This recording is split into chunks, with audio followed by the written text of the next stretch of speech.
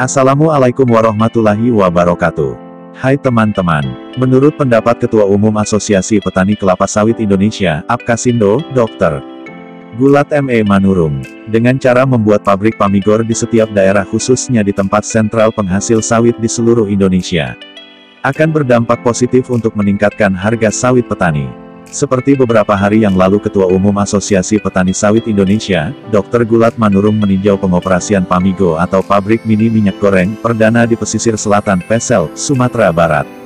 Dalam tinjauan dan studi banding ini, Gulat Manurung didampingi oleh beberapa pengurus DPW APAKSINDO Riau Kawali Tarigan, dan beserta Ketua Apkasindo Sumbar Jufri Nur. Pamigo, jadi kita pakai istilah Pamigo sekarang. Nah, inputnya itu 5-6 ton. 5-6 ton Sehari. per hari. Masuk TBS, keluar TBS. Keluar mau sampai CPO, bisa sampai ke minyak goreng. Wow. Jadi rata-rata 5-6 ton kapasitasnya sehari. Outputnya sekitar 1 juta ton. 1 ton. CPO sampai dengan minyak goreng. 1 ton lah. Nah, 1 ton. 1 ton minyak goreng. Ya. Nah, bagaimana prosesnya nanti jelaskan lebih detail. Pada intinya apa? Kita coba mengisi pada lahan sawit kebun rakyat yang jauh dari pabrik, Pak. Nah, kita dedikasikan ke sana karena apa? Kalau ada hambatan pengangkutan sampai lebih dari 18 jam, itu kan menurunkan kualitas dari TBS petani kita. Termasuk juga mengatasi kelangkaan minyak goreng ya Pak ya? Nah, itu tentu karena outputnya dari minyak goreng. Jadi minimal dalam satu kawasan atau kabupaten, harapannya kalau ini sampai lengkap semua peralatannya, maka salah satu pasokan minyak gorengnya berasal dari sini. Jadi, pertama adalah kita coba menyelesaikan masalah jauh dari lokasi pabrik industri yang besar. Ya, betul. Yang kedua, kita berharap nilai tambah dari sawit itu kembali ke petani kita, ke kebun kita. Nah, itu yang harapannya, Pak. Yang ketiga tentu adalah menyiapkan minyak goreng untuk petani kita. Ya, untuk rakyat lah gitu Pak ya. Jadi kalau ini kapasitasnya 5 ton, Ya, keluarnya TBS-nya apa minyak gorengnya? 1 ton. 1 ton. Oke. 20%. Kalau belinya berapa ini Pak? Ayo sorry. Nah. Kira-kira berapa ini satu? Ini kalau sampai selesai jadi ini dengan bangunan ini sekitar 4-5 M. 4-5 M ke kawan-kawan. Nggak mahal, bisa lah kita utang-utangan. Apalagi dengan dana BPDPKS. Ya Pak, Pak Direktur kita ini adalah Pak Direktur keren. Dia adalah Pak Direktur yang baru yang melihat petani sawit itu adalah mitra strategis tentunya Pak ya. Iya. Tanpa kita, tanpa juga ada namanya strategisme, yang ada adalah perbedaan. Selamat buat Bapak kami Pak Direktur. Ya. Ya, izin saya Silakan lanjut. lebih teknis kepada silakan. Bapak kami Pak Mari, Tri. izin, Pak Ya, Tri. izin. Dan Wakil Sekretaris Apkasindo Sumbar Dr. Willy Novrianta. Dalam tinjauan tersebut disambut langsung oleh Direktur PPHP Ditjenbun Dr. Prayudi Syamsuri, dan salah satu karyawan Pamigo Patri.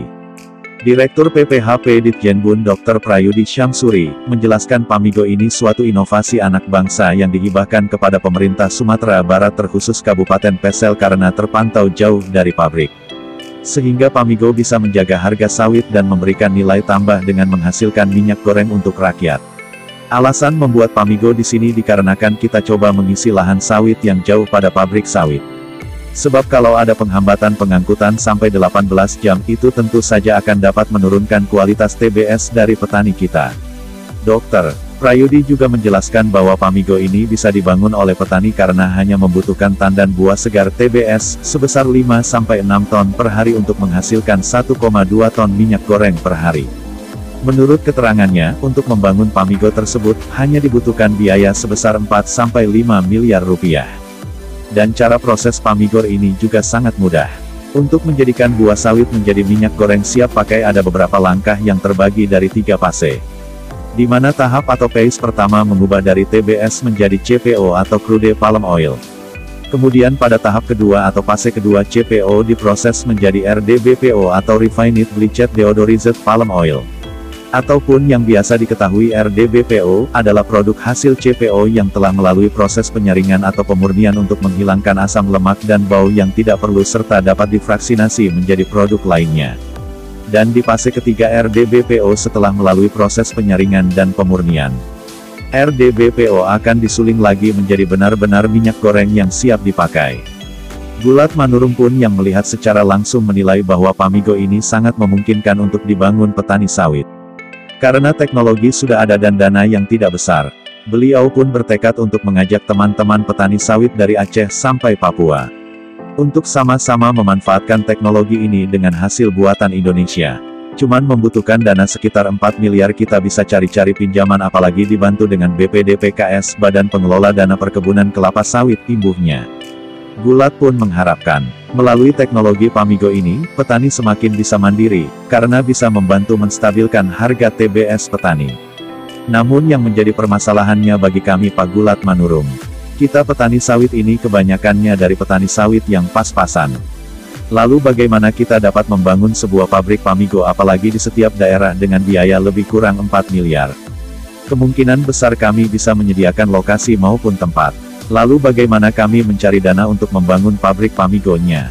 Dan investor yang mana? Kalau memang ada, kami petani siap maju.